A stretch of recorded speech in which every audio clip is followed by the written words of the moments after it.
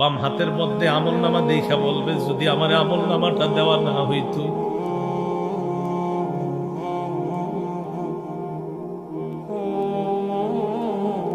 আশা করি আমগো বাম হাতে না হোক, হয়ে গেলে কি কঠিন অবস্থা হবে। বাম হাতে আমল নামা পাওয়ার পর ওই বান্দা বলবে, ইয়া লাইতানি লাম উতা কিতাবিয়া, বাম হাতে যদি আমার আমল নামা দেওয়া না হইতো, ওয়ালাম আদরি মা হিসাবিয়া, বান্দা বলবে আমি যদি আমার হিসাবটা না জানতাম,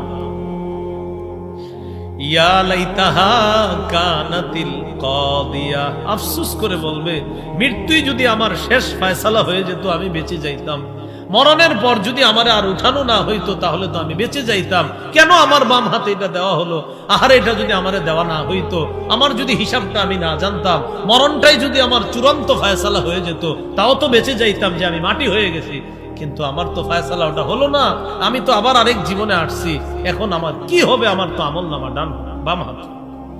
ফাআম্মা মান উতিয়া কিতাবাহু বিয়ামিনি, যার আমল নামা ডান হাতে দেওয়া হবে, আল্লাহ আমাদের জন্য ডান হাতে আমল নামা।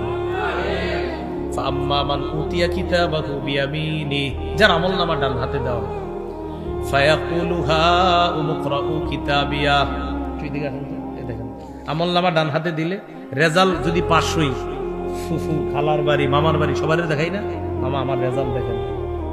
ডান হাতে আমল নামা দেওয়ার পর ওই ব্যক্তি অন্যদেরকে গিয়ে বলবে, হা উমকরাউ কিতাবিয়া, ভাই আমার আমল নামাটা পুরা দেখেন, আল্লাহ আমারে জান্নাত দিয়েছে। আমল নামা এইভাবে দেখাবে, ভাই আমার আমল নামাটা দেখেন না, একটু দেখেন, কেউ খুশি হবে, কে কি তোমার, আমার ডান হাতে দিছে, মানে আমি জান্নাত খুশি, সবাই দেখাবে, দেখেন আমার ডান হাতে দিছে। আল্লাহ যেন আমাদেরকে এই হাতের, যে হাতে ডান হাতে আমল নামা দিবে, এই মুহূর্তে যেন আমাদের নামগুলা তাদের খাতায় লিখে দেবে।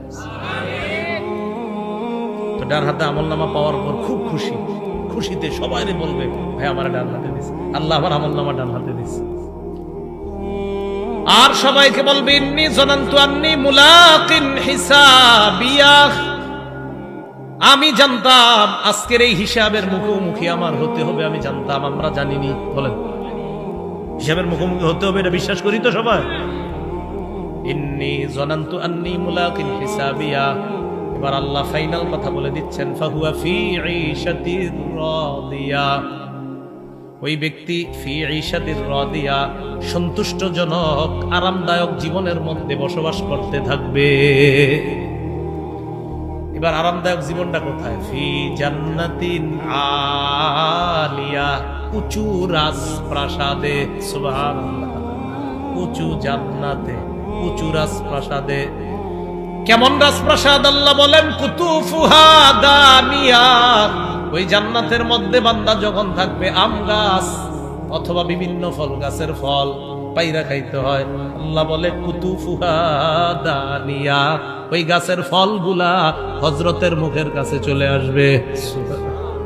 কুতুফুহা দানিয়া, ফলগুলা পারতে হবে না, আপনার কাছে আসবে।